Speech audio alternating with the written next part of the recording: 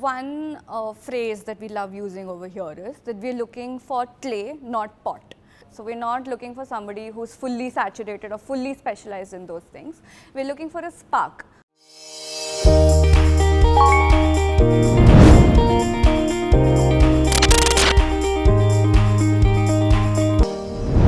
I am Punjabi. I happened to grow up in Chennai, completely the other end of the country. And then we moved to Bombay in the middle of my schooling years. Post that, I've been in Indore for a very long time because I did a 5-year integrated program in management from IIM Indore. I also happened to continue there for my first role. Once I joined HUL, they deemed it best that they send me back to the same place. So I managed Madhya Pradesh and my locus was Indore. After doing my sales role, I've been in Bombay for the last 1.5 years. Embarrassingly, I didn't actually know what a salesman does till I did my sales role. Because the time period when a salesman generally goes to an outlet is in the middle of the day. So for whatever reason, I had never maybe closely noticed, and I don't know how I grew up thinking that the stock just magically reaches those shelves. But there is a beating heart and a man or a woman on foot who goes there, takes orders, and there's a lot of tech behind it now, of course. But every FMCG company or every company that has a footprint in general stores relies on a lot of those beating heart.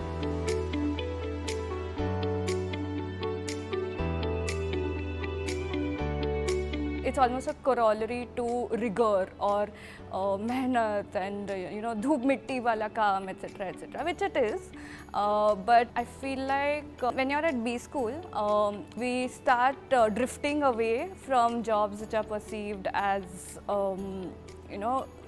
involving a lot of grit and labor, maybe.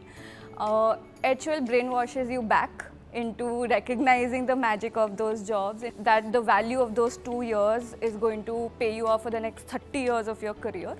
You have to stick to it, of course, but yeah, sales is definitely is something that you should start off with if you genuinely want to understand consumers and brands. When I made that slightly unique jump from sales to employer branding, which happens to be positioned within the domain of HR, one thing that struck me was that this is actually a convergence of branding as well as HR. I feel like most jobs these days, in fact, are becoming increasingly domain agnostic. The Indian education system, or even the B school system in the world at large, forces you or pushes you to classify yourself within a domain, maybe for ease of segregation, maybe for ease of placements, etc. But once you've started off your career, I think you should know yourself well enough to make your decisions basis the role and not the domain. So there's a lot of identity capital that you can build if you make experiments in the beginning of your career. That decision making happens in B school when you're a young, impressionable 20-something who may or may not have even worked before, who doesn't necessarily know how a large organization functions. So you're basing this decision on heuristics, you're basing this decision basis what your peers and your professors, etc. are saying. You're also basing this decision basis what you've seen in popular media about what these roles look like, right? Marketing means what? Somebody who makes ads. Finance means somebody who looks at spreadsheets.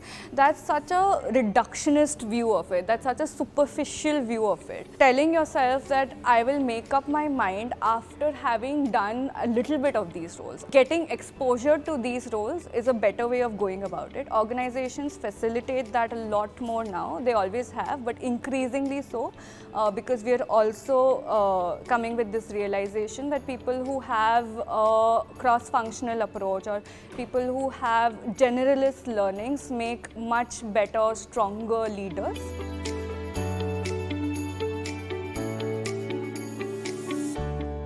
It is a commonly held notion that sales is only for men and HR is only for women. And having done both of these roles, I think one thing I definitely have to mention is that I wasn't setting out to break these notions. None of us really are. I think it's useful for corporate India and people at large to move beyond these notions. We waste too much time and effort in thinking about these issues as opposed to just matching someone's skill set to their potential to the role that is available. These are really the only three factors that matter. Also, when it comes back to, say, HR, it's a hugely complex field, and I think we discredit it by thinking of it as a support function sometimes, which we some of us voice and some of us don't, but most of us think of it that way. HR is not simply about arranging events for people or mollycoddling people. People are at the heart of HR, as the name suggests. But what HR really does is challenge people, identify opportunities for people, stretch your abilities, right?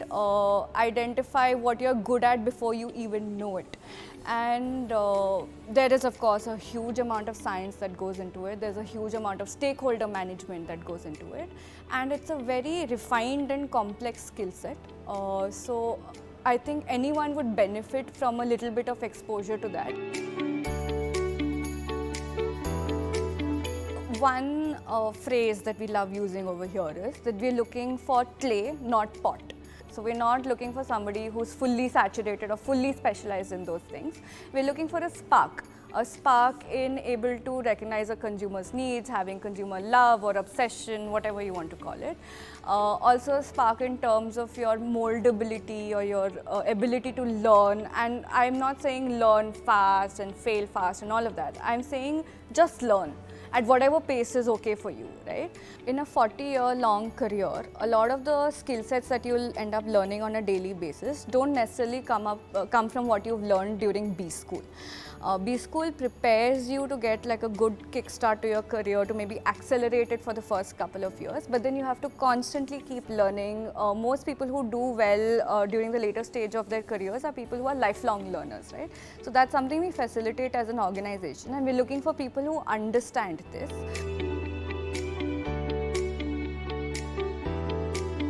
I think the beauty of what we're doing with the Changemakers program, and it's in its 4th year now, is that we're trying to identify what your strengths are, and we're trying to help you to build that.